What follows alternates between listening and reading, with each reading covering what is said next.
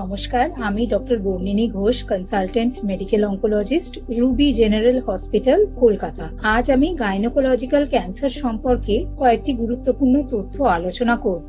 প্যাপস্মিয়ার এই শব্দটা হয়তো আপনারা অনেকেই শুনেছেন, কিন্তু জানেন না এটি কি। প্যাপস্মিয়ার আসলে আপনার জরায়ু মুখের ক্যান্সার রয়েছে কিনা সেটিকে প্রাথমিক পর্যায়ে নির্ণয় করার জন্য একটি পরীক্ষা। এই পরীক্ষায় কি করা হয়, জরায়ু মুখের কোষগুলি নিয়ে তাদের মধ্যে অস্বাভাবিক কোনো পরিবর্তন রয়েছে কিনা সেটা দেখা হয়। তবে প্যাপস্মিয়ারের সাথে কিন্তু ডিম্বাশয়ের ক্যান্সারের কোনো সম্পর্ক নেই। ডিম্বাশয়ের ক্যান্সার দ্রুত নির্ণয় করার জন্য কিন্তু আপনাকে এই রোগের উপসর্গগুলির দিকে নজর দিতে হবে। তো কি কি লক্ষণ দেখলে আপনারা ভাবতে পারেন যে ডিম্বাশয় ক্যান্সার হওয়ার সম্ভাবনা রয়েছে? পেট ফেঁপে যাওয়া, অল্প খেলেই পেট ভার হয়ে যাওয়া, ধীরে ধীরে ওজন হ্রাস হওয়া, এগুলি কিন্তু ডিম্বাশয়ের ক্যান্সারের প্রাথমিক লক্ষণ হতে পারে। এবং সেক্ষেত্রে এই লক্ষণগুলি যদি আপনারা দেখেন, অবশ্যই দ্রুত ডাক্তারবাবুর পরামর্শ নিন এবং তিনি যা যা টেস্ট বলছেন, যেমন পেটের কোনো ছবি, সেটি আলট্রাসোনোগ্রাফি হোক কিংবা সিটি স্ক্যান, ব্লাডে কিছু নির্দিষ্ট পরীক্ষা যেমন CA-125 পরীক্ষা,